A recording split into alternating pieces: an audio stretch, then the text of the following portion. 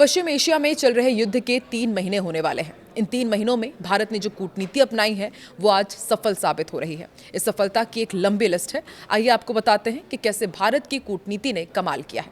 नमस्कार, मैं हूं आकांक्षा और आप देख रहे हैं न्यूज़ 18 का डिजिटल प्लेटफॉर्म। 2 दिन बाद यानी कि 28 मई को ईरान और अमेरिका इजरायल के बीच युद्ध शुरू हुए 3 महीने हो जाएंगे। अभी तक अमेरिका और ईरान के बीच बातचीत में पश्चिम एशिया संकट का कोई स्थायी समाधान नहीं मिला है।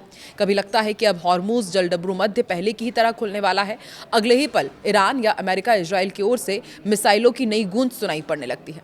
इन 3 महीनों में भारत ने जिस जियोपॉलिटिक्स पर काम किया वो अब किसी को भी चौंका सकता है। पश्चिम एशिया संकट पर शुरू से भारत ने जिस डिप्लोमेसी पर काम किया है उससे लगता है कि जिस दिन अमेरिका और इजरायल ने ईरान पर हमला बोला, इससे इसके नतीजे के बारे में बहुत कुछ अंदाजा था। यही वजह है कि हालात कितने भी विपरीत हुए, भारत ने सिर्फ एक एजेंडे पर ही काम किया और वो है राष्ट्रहित प्रथम और राष्ट्र के नागरिकों की सुरक्षा सर्वोपरि। भारत पहला राष्ट्र है जिसने पश्चिम एशिया पर संकट मंडराने के साथ ही ईरान में मौजूद अपने नागरिकों की सुरक्षित वापसी पर काम शुरू कर दिया था। इसके लिए बार बार एडवाइजरी जारी की गई। अपने द्विपक्षीय रिश्तों का इस्तेमाल करते हुए आपस में कट्टर दुश्मन देश अजरबैजान और आर्मीनिया के रास्ते भी उसने अपने नागरिकों को सुरक्षित स्वदेश वापसी सुनिश्चित की। भारत ने तमाम दबाव के बावजूद अपनी स्वतंत्र कूटनीति बनाए रखी।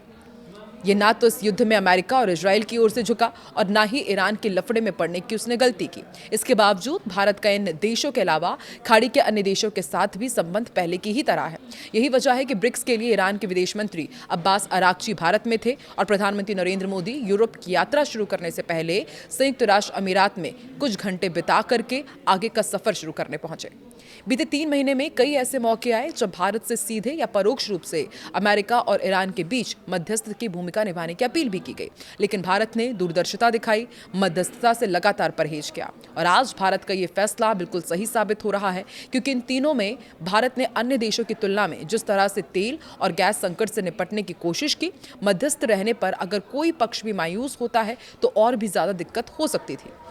भारत बाहरी टकरावों से अपने मूल संप्रभु हितों की रक्षा करने में पूरी तरह सफल रहा है। पश्चिम एशिया संकट की वजह से दुनिया भर में गैस और तेल की समस्याएं पैदा हुई, लेकिन भारत उन चुनिंदा देशों में शामिल है जिसने अपनी कूटनीति से हॉर्मुज के रास्ते कई सारे तेल और गैस के टैंकर न सिर्फ मंगवाए बल्कि इलाके में अपने युद्धपोत तैनात करके कई और मित्र राष्ट्रों का काम आसान किया। यही नहीं, संकट की इस घड़ी में श्रीलंका, बांग्लादेश, मालदीव्स और नेपाल जैसे छोटे पड़ोसी देशों की आगे बढ़कर सहायता करने में भी भारत पीछे नहीं रहा।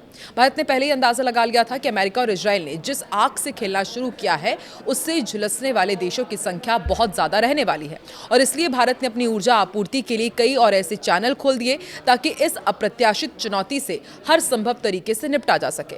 यही वजह है कि भारत सरकार के अनुसार आज भी अपने पास तेल का 78 दिनों का रिजर्व पड़ा है और देश में डिमांड से ज्यादा फर्टिलाइजर उपलब्ध है।